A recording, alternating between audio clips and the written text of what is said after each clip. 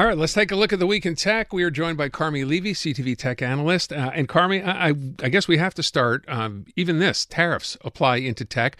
I mentioned as we took a look down the list yesterday, beyond steel and aluminum, and those are obviously the two big ones, there are a ton of products here, including some tech stuff. Now, I know, for example, from what I remember, computers and LCD monitors, just off the top of my head, are on that list. And when I saw that, my first question was, how much of that stuff is actually made in the U.S.? Not a lot of it, but a lot of it is imported by American tech companies. So it's manufactured in China, brought into the U.S. It would be subject to a tariff there because, of course, Canada is not the only country that's being targeted. Mexico and China are also on that list.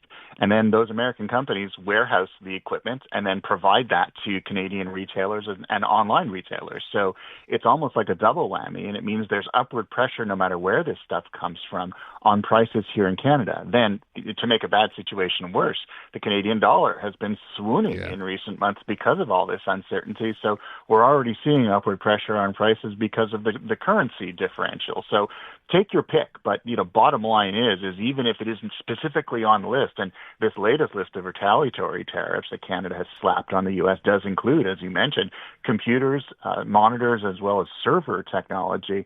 The fact that this is a global supply chain, and at each sort of point of exchange on that supply chain, there's a potential tariff. It means if you're buying electronics in any form, laptop, desktop, tablet, there's going to be upward pressure for much of the year. And we should keep our eyes really closely peeled on those prices because they're moving in one direction and not the right one. All right, hold on now. I want to make sure I understand this. So let's say you're buying, I don't know, for example, a laptop, right?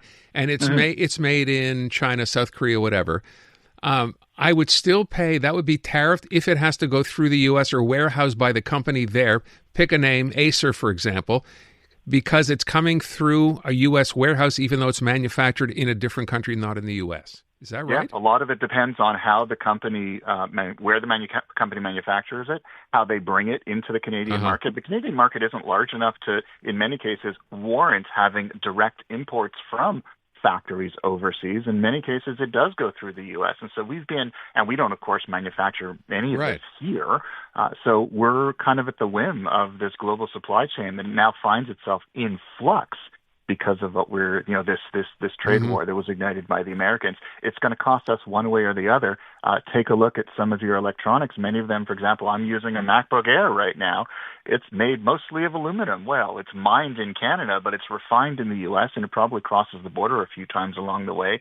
That's going to make life more expensive no matter what Apple's supply chain looks like, which means your laptops are probably going to get more expensive over time, too. So based on that, I guess the advice of if you're planning to buy, if you're in the market, sooner rather than later is not bad advice.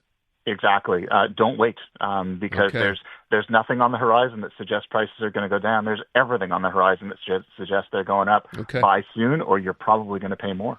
Let me move on to talk about this other story, which I was not aware of. Donald Trump axing staff, AI staff, and research funding. I thought he was all in on AI. Oh, he says he is. Project Stargate, that $500 billion investment from some of the major AI companies, and certainly he wants the U.S. to be perceived as a global AI superpower. But at the same time, he's going through part of this Department of Government Efficiency that Elon Musk is leading. They're going through a number of agencies, including the National Science Foundation, the AI Safety Institute, the National Institute of Science and Technology, and they're getting rid of, the numbers aren't huge. Like at the NSF, it's 170 people, but many of those are some of the leading AI experts in the country. And these are the folks that do the fundamental research, that come up with the safety protocols to make sure that we're all protected if AI goes off the rails. And so, and the NSF, of course, they were responsible they provided seed funding to Google for their original algorithm. When OpenAI was developing ChatGPT, they gave them the resources to build the building blocks for chatbots. So they do a lot of that fundamental research, including safety, and all of that is going away, which means the adults in the room, to make sure that the tech gets developed and it gets developed safely, they're all losing their jobs, and they're going to leave all of that up to the companies themselves. So OpenAI and Microsoft and Google and Amazon are going to decide what safety should be, and the government isn't going to be leaning over their shoulders with rules and consequences. So guess how that's going to go? It means that AI is probably going to be developed more quickly, but also with less safety. Wow. And by the way, when you talk about more quickly, it's like every other day or every other week, there's some new, AI model that's out there. We started with ChatGPT. Now we have Perplexity. Every other sort of company out there is getting into this biz as well. And it's, I mean, at the end of the day, it's good for people, but you're right. If there's no sort of oversight here, there is reason for concern. Yeah, every technology comes with, a good side and a dark side, right? And usually what governments do is they try to come up with the right kinds of laws, the right kinds of rules, and the right kinds of enforcement regimes to make sure that we balance that. We allow innovation, but at the same time, we prevent the kinds of disasters that would potentially kill people or damage the economy or whatever. And of course, with AI, those worries are particularly amplified. The risks are probably more significant than with other technologies that we've seen previously. So we really do need to have those frameworks in place. Canada's been investing in them. And certainly some of the leading AI researchers in the world, the Nobel Prize winner, Dr. Jeffrey Hinton, comes from here. Yoshua Bengio, who won the Turing Prize, he leads the Mila Institute right here in Montreal. So we're a center of AI excellence, and our AI experts are watching what's happening in the U.S. and saying, this is going to be a problem. The U.S., the adults are leaving the room in AI, and that's going to become a global problem that's going to make all of us less safe. All right, let me get to this last topic because it's one of my favorite ones, because I'm convinced one day we're all going to be doing this. Mass production of flying cars is in sight, and tell me China is leading the way? Yeah, there's a company that makes electric vehicles. They're known as Xiaopeng. And they've developed what's called a land aircraft carrier. So it looks like a van. It's a six-wheeled van.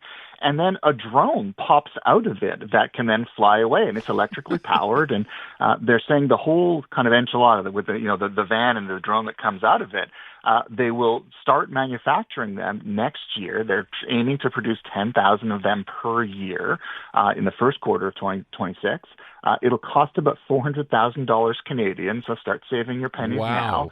And it's already made its first flight. There was the Zhuhai Air Show just a few months ago, and the first flight was so impressive. They say they've already got 3,000 orders. Now, I mean, I've been waiting for flying cars since I watched the reruns of the Jetsons. Haven't we all? Yeah. Yeah, exactly. I can probably I won't, but I can probably do an impression of the sound that it makes as it flies by. So I've heard so many companies, it's just on the horizon. We're going to start building it next year. And so I'm tempering my enthusiasm because I've heard this before, and then the company went bust. So until I see this thing in somebody's driveway, I'm not going to claim victory, but I am pretty excited because this is a company that is already building electric vehicles, is already rolling out the autonomous technology, is already has a bit of a track record here. So maybe we're a little bit closer, and I'll be watching this one pretty closely because, good Lord, maybe I won't go on it. I think I'll leave that to someone else, but I'd sure love to be on the ground watching this thing take off. Yeah, and only $400,000. Only. But hey, a Ferrari costs more. So if you're thinking about it, if you've got that kind of coin,